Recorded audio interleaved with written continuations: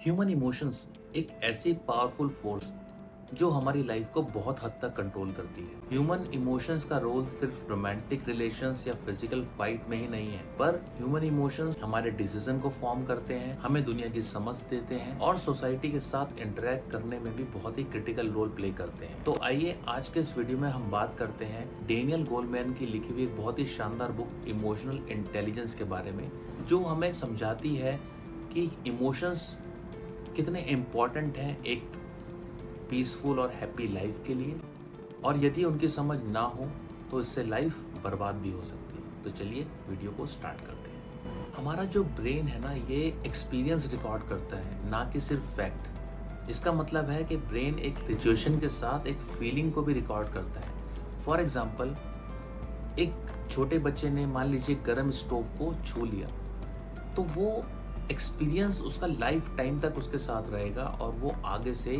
गरम स्टोव को कभी भी नहीं छुएगा। जैसे एक हिंदी में बड़ी फेमस सेइंग है कि दूध का जला छाछ भी फूक फूक कर पीता है।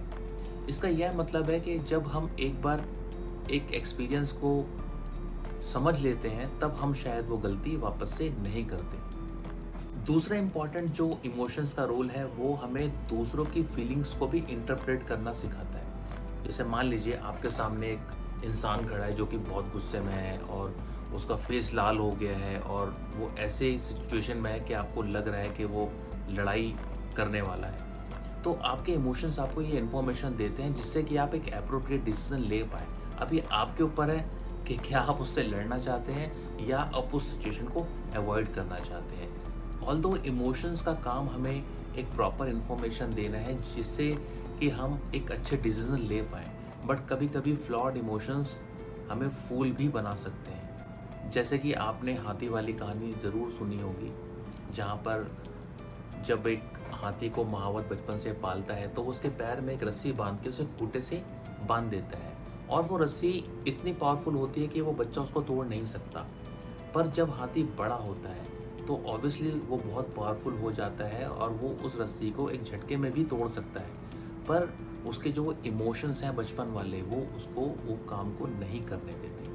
इसका मतलब यह है कि इस तरह के इमोशंस एक मेंटल ब्लॉकेज खड़ा कर देते हैं, जिससे कि कुछ आसान काम भी हम नहीं कर पाते।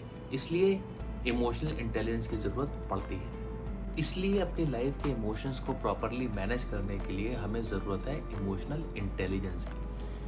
तो इमोशनल इंटेलिजेंस का फर्स्ट स्टेप ये है कि हम अपनी इमोशंस को क्लियरली समझ पाएं और उनको नाम दे पाएं, जिससे कि हम उनको प्रॉपरली मैनेज कर पाएं। स्टडीज और रिसर्च ये सजेस्ट करती हैं कि जो लोग अपनी इमोशंस को प्रॉपरली असेस नहीं कर पाते, उनको प्रॉपरली मैनेज नहीं कर पाते, उनका बिहेवियर ज़्यादा वायलेंट होता है। जब हम अपने इमोशंस को समझते हैं, तब हम दूसरे के इमोशंस को भी समझ सकते हैं, और ये कैपेबिलिटी हमें इक्विप करती है कि हम अपनी लाइफ को ठीक से जी पाएँ।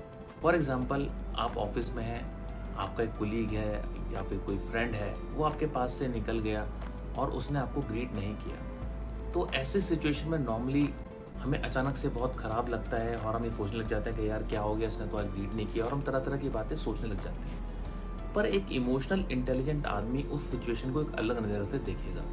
वो यह समझेगा, यही समझने की कोशिश करेगा कि ऐसा क्यों हुआ। हो सकता है कि उसने आपकी तरफ ध्यान ही ना दिया हो, या फिर हो सकता है कि वो अपने किसी और विचारों में खोया हुआ हो, या कुछ और कारण भी हो सकते हैं। तो जो इमोशनल इंटेलिजेंट आदमी होगा, वो सिचुएशन को असेस करने की कोशिश करेगा, ना कि डायरेक्टली कंक्लूजन पर आने की।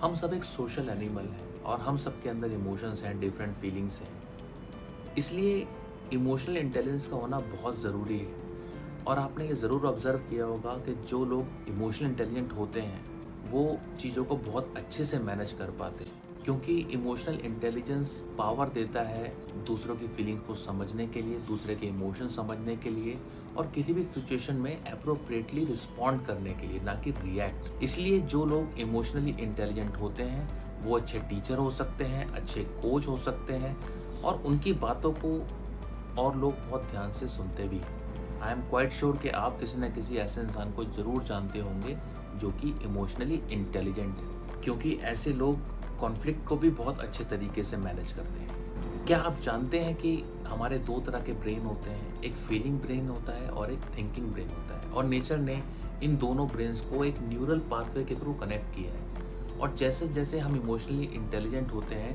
वैसे ही ये न्यूरल पाथवे और स्ट्रांग होते जाते हैं। इसलिए जो समझदार लोग होते हैं वो एक गलती को करने के बाद दोबारा नहीं करते, वहीं जिनका ये संबंध थोड़ा गड़बड़ होता है वो एक गलती को बार बार दोहराते रहते हैं। आमतौर पे हम ये देखते हैं या हम ये समझते हैं कि जिन लोगों का आईक्यू बहुत हाई है वो लाइफ में ज़्यादा प्रोग्रेस करते हैं, ज़्यादा सक्सेसफुल होते हैं, पर स्टडीज़ ये शो करती हैं कि जो इमोशनली इंटेलिजेंट लोग हैं वो और भी ज़्यादा सक्सेसफुल होते हैं। नो डाउट एक अच्छा आईक्यू का होना बहुत ज़रूरी है, बट अगर आपका एक अच्छे आईक्यू के साथ ईक्यू मतलब इमोशनल क्वेश्चन नहीं है तो आप शायद उतने सक्सेसफुल नहीं हो पाएंगे।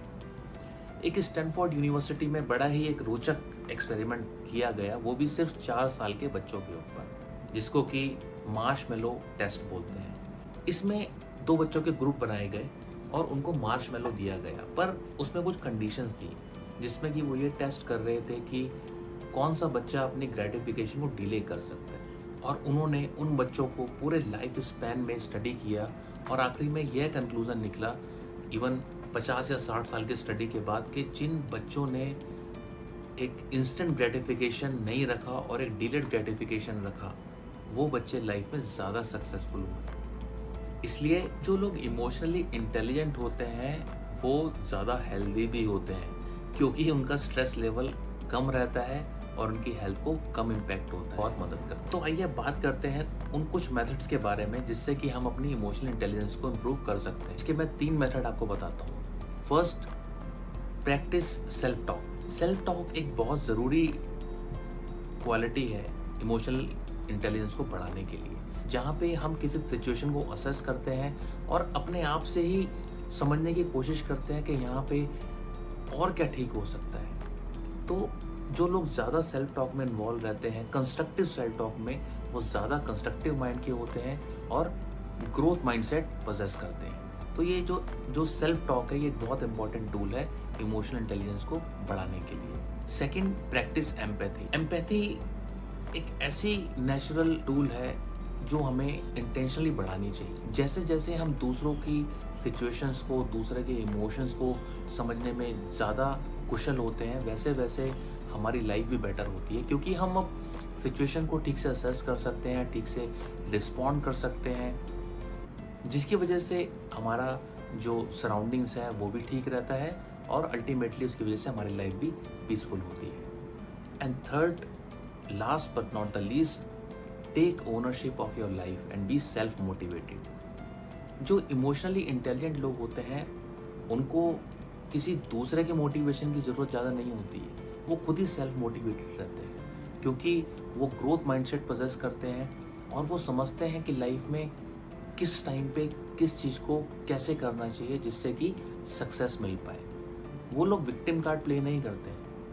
अगर कुछ फेलियर होता भी है तो एक ग्रोथ माइंडसेट ये सोचता है कि मुझे इस फेलियर से क्या सीखना है जिससे कि आगे मैं ऐसी गलती दोबारा ना करूं। तो यहाँ पर हमने इमोशनल इंटेलिजेंस को इंक्रीज करने के लिए 3 बातें डिस्कस करी हैं। First, inner talk, second, practice empathy, and third, B self motivated. तो अंत में मैं यही बोलूँगा कि जो इमोशनल इंटेलिजेंस है एक अच्छी लाइफ के लिए बहुत ज़्यादा ज़रूरी है। तो जैसे जैसे हम इस रास्ते पर आगे बढ़ते हैं वैसे वैसे हमारी दुनिया की समझ भी बढ़ती चली जाती है और हम इस टूल को कहीं भी अच्छे से यूज़ कर सकते हैं। जैसे कि हमारे पर्सनल रिलेशंस भी अच्छे होंगे, हमारे जो ऑफिशियल या फिर ऑफिस में जब जैसे हम टीम को मैनेज करते हैं या एक ग्रुप में रहते हैं वो रिलेशन भी हमारे अच्छे होंगे, तो अल्टीमेटली हमारी पूरी लाइफ में ही उसका इम्पैक्ट नज़र आएगा।